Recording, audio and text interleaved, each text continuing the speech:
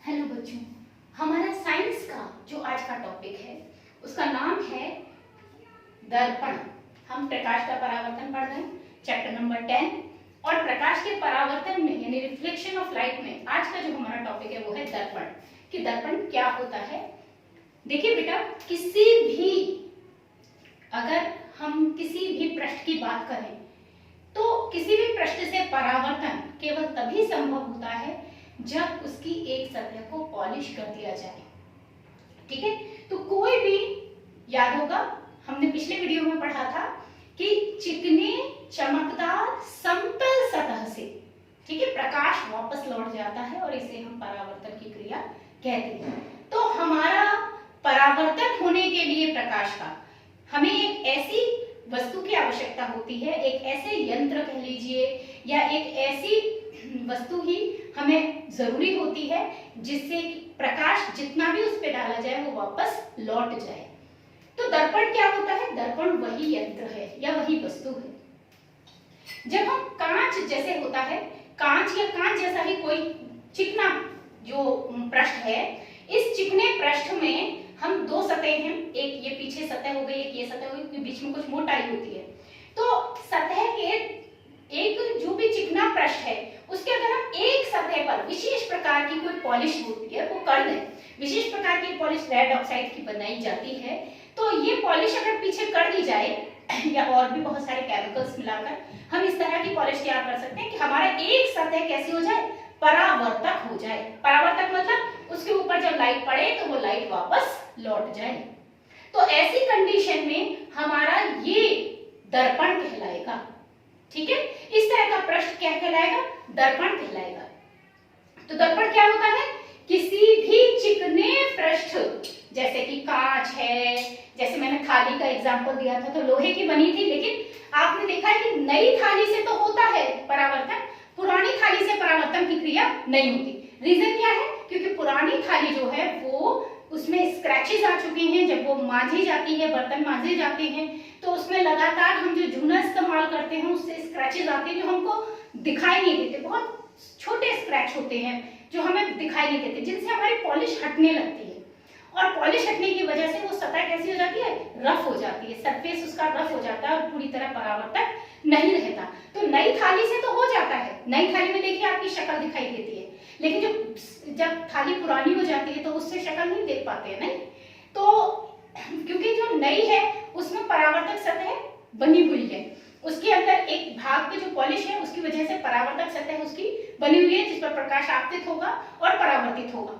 लेकिन पुरानी थाली पर ये नहीं होगा, इसलिए पुरानी थाली आपकी परावर्तक सतह न होने के कारण उसमें कोई प्रतिबिंब नहीं बनेगा, वो दर्पण की तरह काम नहीं करेगी। लेकिन वास्तव में जो हम दर्पण लेते हैं वो जनरली यही होते हैं। वो तो हम थाली के एग्जाम्पल बतौर कह रहे हैं, बट वास्तव में ये हमारे दर्पण होते हैं। तो दर्पण क्या है? किसी भी चिकने पृष्ठ जैसे कि कांच है कि एक सतह पर अगर विशेष प्रकार की पॉलिश करके उसको परावर्तक बना दिया जाए तो हम इसे क्या कहेंगे? दर्पण कहेंगे। अब बात आती है दर्पण कितने प्रकार के होते हैं। तो मैं आपको वास्तव में पहले बताती हूँ कि बेटे दर्पण दो प्रकार के होते हैं। देखा जाए तो अभी आप कहेंगे कि मैम ने देखा 3 लिखा हुआ है, ठीक है, बट मैं अभी आपको बता रही हूँ कि दर्पण बेसिकली 2 ही प्रकार के होते हैं, समतल और गोलीय। समतल का मतलब जो सीधी एक सपाट कांच की पट्टी से निकाले जाते हैं, जैसे ये कांच की पट्टी से। अभी ये गोलाई हमने इसकी कांच की पट्टी को दी है, पट्टी ये खुद गोल नहीं है, ये पतली सी एक सतह है, ठीक है ना, तो ये खुद गोल नहीं है, तो ये हमारा कैसा हो गया?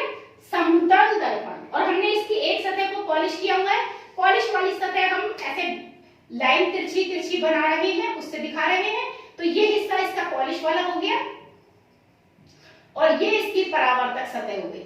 ये वाली सतह कैसी हो गई? परावर्तक सतह हो गई। इस प्रकार हमारा ये एक समतल दर्पण बन गया। अब बात करें गोलीय दर्पण की, तो गोलीय दर्पण कैसे बनते हैं? कि यही जो कांच मैं आपको दिखा रही हूं, ये तो कांच की पट्टी है। अब मेरे पास इस समय उपलब्ध नहीं है, बट आप एक आइडिया लगा सकते हैं कि अगर इस कांच की पट्टी की जगह एक कांच का गोला हो, पूरा एक गोला हो कांच का, गोल हो हमारा, जैसे ये है, ये हमारा इस तरीके से ये गोल है, तो गोल नहीं है हालांकि ये, तो हम गोल अगर हम ले लें पूरा, ठीक है, तो उस गोल खोखला है वो अंदर से, उसका हमने बीच में से काटा, तो उसमें भी कांच एक सतह और दूसरी सतह निकल कर आएगी। उसकी एक सतह जो होगी वो अंदर की तरफ धंसी होगी और दूसरी सतह बाहर की तरफ उभरी होगी, ठीक है ना। फॉर एग्जाम्पल एक कटोरी ली जा सकती है, ठीक है ना। जब हम एक कटोरी लेंगे तो कटोरी में क्या होता है, अक्सर एक सतह अंदर की तरफ धंसी होती है जिसमें हम अपना जो भी खाद्य पदार्थ है वो रखते हैं, और एक सतह उभरी हुई है जिसको हम नीचे ऐसे लगाते हैं, ऐसे करके करते हैं ना हम अपना कटोरा या कटोरी, ठीक है।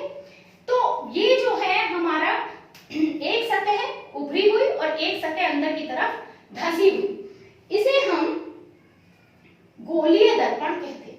अगर ऐसी कांच की सतह पर एक तरफ हम पॉलिश कर दें तो हमारा गोलीय दर्पण तैयार हो जाएगा। अब हमारे निर्भर करता है कि हम सतह कौन सी चुने पॉलिश के लिए। तो यदि हम इस गोलीय भाग में, जैसे ये गोला है हमारा एकदम, और इस गोले में से हमने क्या किया, ये हिस्सा काट दिया, ठीक है, तो हम पे ये हिस्सा आ गया। अब इसकी दो सतह, एक बाहर की तरफ है एक अंदर की तरफ है। अब हम पर दो ऑप्शन है, चाहे हम अंदर की तरफ पॉलिश कर दें और बाहर की तरफ परावर्तक बना लें, चाहे हम बाहर की तरफ पॉलिश कर दें अंदर की सतह को परावर्तक बना लें। तो हमारे इस आधार पर गोलीय दर्पण दो प्रकार के हो जाते हैं, उत्तल दर्पण और अवतल दर्पण। उत्तल दर्पण कब बनता है, जब हम अंदर की सतह को पॉलिश कर लेते हैं। ये अंदर वाली जो हिस्सा है ये हमने पॉलिश कर दिया और बाहर की सतह हमारी परावर्तक हो गई। ये वाली जो बाहर की सतह है ये हमारी परावर्तक सतह है। अब प्रकाश इससे टकराएगा और इससे टकरा कर जाएगा, ठीक है। दूसरा हमारा अवतल बन सकता है। अवतल कब बनेगा, जब हम इस गोले के, ये जो गोला है इसके बाहर के भाग की हम पॉलिश कर दें और बाहर के भाग की पॉलिश कर देंगे तो ये जो अंदर वाला हिस्सा आपको दिखाई दे रहा है ये हमारा परावर्तक होगा। अब प्रकाश इससे टकरा कर निकलेगा।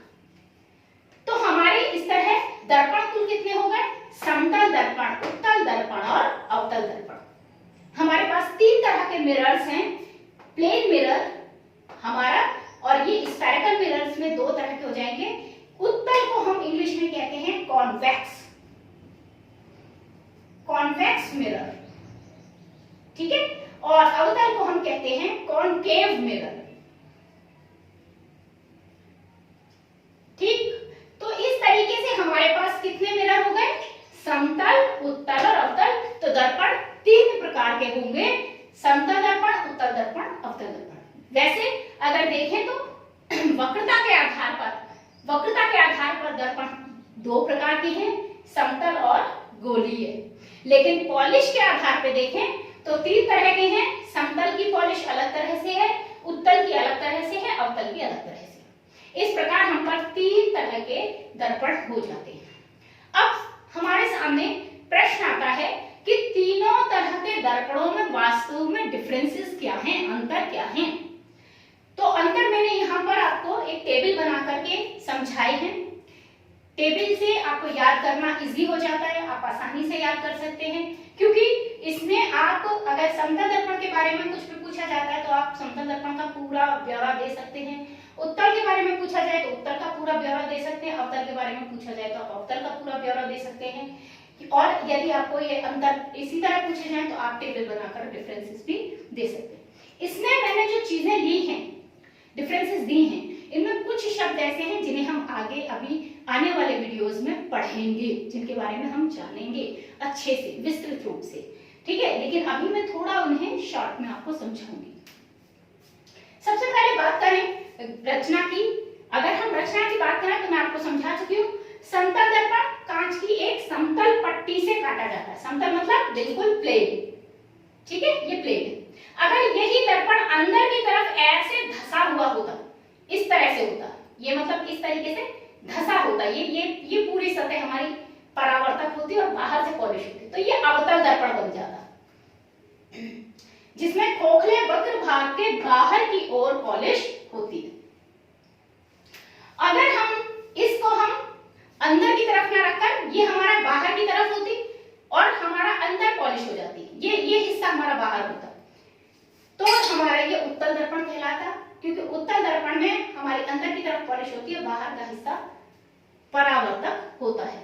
ठीक है, तो पॉलिश समतल में किसी भी एक ओर हो सकती है, उत्तल में अंदर की तरफ होगी, अवतल में बाहर की तरफ। तीसरा, इसका प्रतिबिंब। आप समतल दर्पण के प्रतिबिंब अक्सर आप देखते हैं। समतल दर्पण का प्रतिबिंब हम कैसे देखते हैं? समतल दर्पण में हमेशा हमें क्या चीज दिखाई देती है? समतल दर्पण में हमें हमेशा वो दिखाई देगा जो हमारे समतल दर्पण के सामने है। आपने देखा, आप अपना फेस देखते हो तो जितना बड़ा फेस है या कोई भी वस्तु है जिसको आप दर्पण में देख रहे हो, वो उतनी ही बड़ी दिखाई देती है जितनी बड़ी वो वास्तव में होती है। तो वस्तु कैसी दिखाई देती है? आभासी। वो वास्तव में प्रतिबिंब नहीं होता। आप दर्पण के अंदर क्या वास्तव में वो वस्तु स्थित है? नहीं। आपको पूरा कमरा दर्पण के अंदर दिखाई देता है, कमरे की एक एक चीज दर्पण के अंदर दिखाई देती है, जो घर में दर्पण लगा होता है। लेकिन क्या उस मिरर के अंदर वो जो चीजें हैं वो वास्तव में वहां हैं? नहीं है, क्योंकि वो एक आभासी प्रतिबिंब है। आभासी मीन्स इमेजिनरी, जिसको आप सिर्फ इमेजिन कर रहे हैं, वो वास्तव में वहां पर नहीं है। आपको सिर्फ ऐसा आभास हो रहा है, ऐसा एहसास हो रहा है कि वहां पर कमरे का पूरा सामान उसी तरह एडजस्ट है दर्पण के अंदर। ठीक है, तो प्रतिबिंब कैसा बनता है समतल दर्पण में? आभासी बनता है, सीधा ही दिखाई देता है। आपकी वस्तु जैसी रखी है वैसी ही दर्पण में दिखाई देती है, तो सीधा दिखाई देता है और वस्तु के बराबर दिखाई देता है। जबकि उत्तल दर्पण में आभासी सीधा तो है पर वस्तु से बहुत छोटा। अब आप कहेंगे उत्तल दर्पण में कहां? तो देखिए, आपके घर में जो भी वाहन होगा, चाहे वो स्कूटर है, चाहे स्कूटी है, चाहे मोटरसाइकिल है, चाहे कार है, कुछ भी जो भी वाहन आपके यहाँ पर है, उस वाहन में एक शीशा लगा होता है। ध्यान दीजिएगा बेटा, उस शीशे को आप छूकर देखिए। ठीक है, जब आप उसे छूकर देखेंगे तो वो आपको थोड़ा उभरा हुआ लगेगा, लगेगा कि वो ऊपर की तरफ, बाहर की तरफ निकला हुआ है। ठीक है, वो उत्तल दर्पण है और वो वाहनों में लगाया जाता है। मैंने उपयोग में लिखा है, वाहनों में पीछे से आने वाले वाहनों को देखने के लिए उत्तल दर्पण का प्रयोग किया जाता है, क्योंकि उत्तल दर्पण में चाहे कैसा भी हम कहां भी वस्तु रख रहे हैं, कहीं भी हमारी वस्तु हो, उसका प्रतिबिंब आभासी, सीधा और छोटा दिखाई देता है। तो पीछे से आने वाले जितने भी वाहन है, ट्रक है, कोई दूसरी कार, मोटरसाइकिल कुछ भी है, तो हमें वो शीशे में दिखाई दे जाएगी और व्यक्ति समझ जाएगा कि पीछे से कोई वाहन आ रहा है और उसको हमें साइड देनी है, वो स्पीड से आ रहा है, कैसे आ रहा है, तो वाहन चलाने में आसानी हो जाती है। ठीक है, तो उत्तल दर्पण से प्रतिबिंब कैसा बनता है? आभासी, सीधा और वस्तु से बहुत छोटा। अब बात करते हैं अवतल दर्पण की। अवतल दर्पण से कैसा बनता है? वास्तविक बनता है। अब ये मैं अपने अगले वीडियो में आपको बिल्कुल क्लियर करूंगी कि प्रतिबिंब का क्या मतलब होता है और वास्तविक प्रतिबिंब और आभासी प्रतिबिंब कब बनते हैं, ये हम अपने नेक्स्ट वीडियो में जानेंगे। मैंने अभी आपको पहले ही बोला कि इसमें कुछ ऐसे शब्दों का प्रयोग है जिनके बारे में हम अपने आने वाले वीडियोस में बात करेंगे। तो इसमें जो अवतल दर्पण में जो प्रतिबिंब बनता है वो वास्तव में बनता है। वास्तव में आपको वो दर्पण के अंदर जो प्रतिबिंब बन रहा है वो वास्तविकता में बन रहा होता है, उसमें किरणें वास्तव में काट रही होती हैं एक दूसरे को। ठीक है, और वास्तविक होने के साथ साथ वो उल्टा होता है, वस्तु की दर्पण से दूरी के अनुसार होता है। मतलब दर्पण अगर वस्तु से दूर होगा तो ऐसी स्थिति में प्रतिबिंब छोटा, पास आता जाएगा बड़ा, और जैसे जैसे बहुत पास आएगा उतना ही बड़ा होता जाएगा। ठीक है, फोकस दूरी, ये एक और शब्द। देखो बेटा, कोई भी लेंस है, जब उस पर प्रकाश किरणें पड़ती हैं तो वो प्रकाश किरणें एक बिंदु पर काटती हैं। ठीक है ना, जिस भी बिंदु पर वो काटती हैं वो हमारा फोकस होता है, उस बिंदु को हम फोकस कहते हैं। इसकी एक विस्तृत परिभाषा और इसका एक पूरा विवरण हम लोग अपने अगले वीडियोस में पढ़ेंगे। लेकिन इतना समझ लीजिए कि जब भी दर्पण पर कोई लाइट पड़ती है तो वो लाइट हमेशा जितनी तिरछी डाली जाएगी उतनी तिरछी वापस लौटेगी। तो कहीं ना कहीं तो बिंदु होगा जहां ये प्रकाश किरणें एक दूसरे को काटेंगी। ठीक है, तो हमारे जहां पर भी ये काटती हैं वो बिंदु फोकस कहलाता है और उससे दर्पण की दूरी को हम फोकस दूरी कहते हैं। सीधा है, इसलिए उस पे हमेशा लाइट सीधी अगर डालेंगे तो वो सीधी वापस लौट जाएगी, और जितनी भी आपने लाइट डाली वो एज इट इज वापस लौट रही है और कितनी भी दूरी तक जा सकती है। इसलिए समतल दर्पण की फोकस दूरी अनंत कहलाती है। अनंत मतलब वो दूरी जिसका कोई अंत नहीं, मतलब कितनी भी दूरी तक हम समतल दर्पण की फोकस दूरी मान सकते हैं। अगर हमने एक दर्पण रखा है तो उसके सामने बहुत डिस्टेंट वस्तु भी है, तारे भी हैं, तो उन तारों का भी प्रतिबिंब दिखाई देगा। आप दर्पण रखकर देखिए आकाश के नीचे, ठीक है, रात के समय अपने हाथ पर दर्पण रखिए और देखिए क्या ऊपर से आकाश का प्रतिबिंब हमें दर्पण में दिख रहा है या नहीं।